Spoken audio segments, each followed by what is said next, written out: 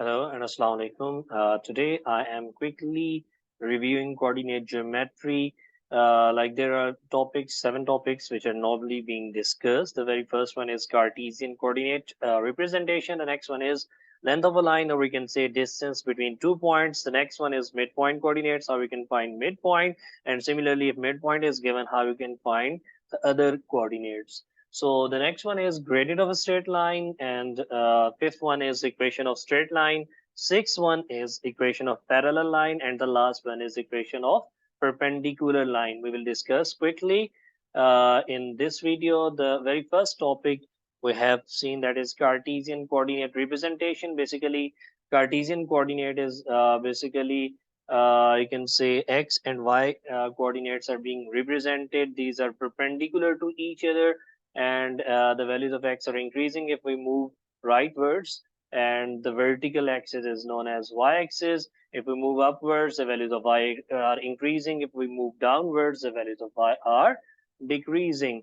So the very first case, we can say that if points are given, how we can plot them. Like a is 2 and 3, so it is being plotted exactly above 2 on x-axis and rightwards from 3 on y-axis. Similarly, 0 and -2, the values of x are 0 on y-axis. So any point which is given on, you can say, y-axis must have x equals to 0. So the next thing is, if we know the point, if we have the plotted points, how we can write on the coordinates. C is basically exactly above -3, and it is leftwards from 2 on y-axis. Similarly, D is exactly below 2, and it is rightwards from -1. So it is 2 and -1. So going to the next topic, that is length of a line. Length of line, basically the formula is square root x2 minus x1 whole squared plus y2 minus y1 whole squared. So if suppose that there are 2 points which are given in the question, so we have to simply replace the coordinates in the formula. Like a and b's coordinates are replaced here, so the value is basically in terms of any kind of number. So if we simplify that square root, it will give us square root 5, which is 2.24 units.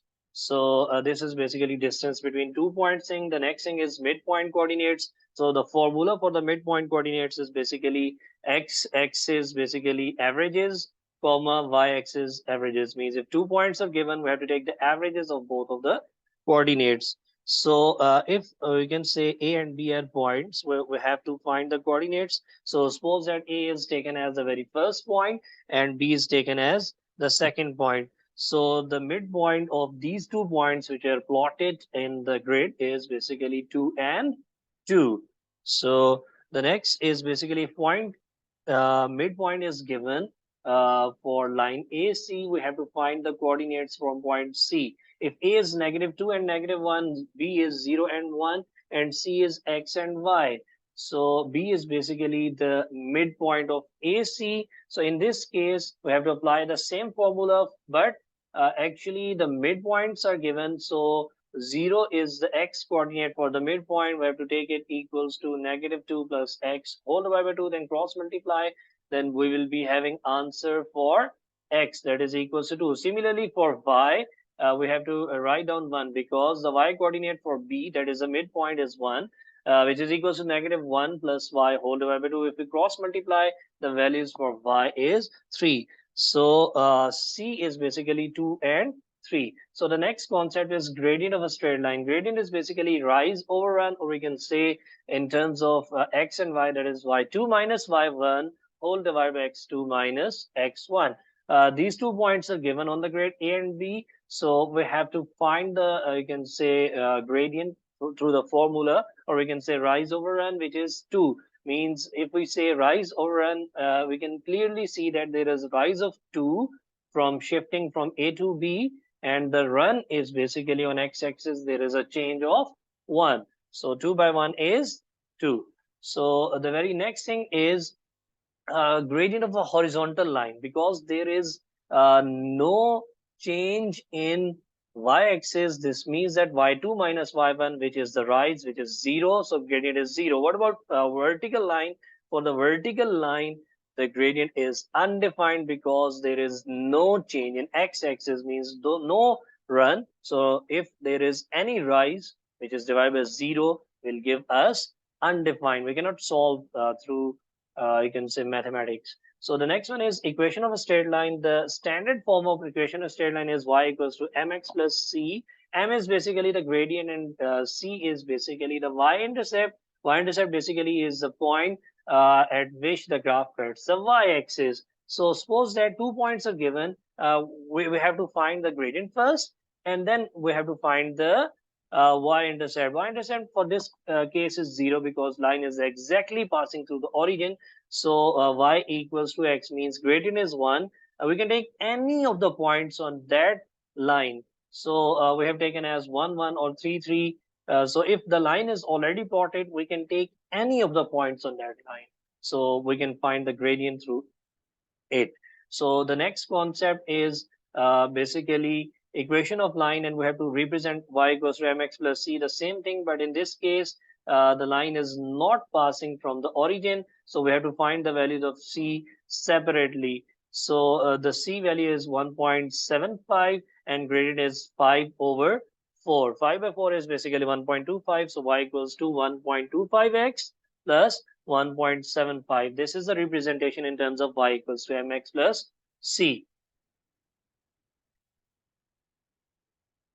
So the next concept is equation of parallel lines. So parallel lines are having the same gradient. If one of the lines gradient is given, so the other line which is parallel to that line must have the same gradient. So if gradient is same, and suppose that there is a line which is parallel, y equals to 2x plus 5 is the first line which is passing through 0 and 3, means we have to find the equation of parallel line which is passing through 0 and 3, and that is parallel to y equals to 2x plus 5. So by comparing y equals to 2x plus 5 with y equals to mx plus c, the gradient will be 2.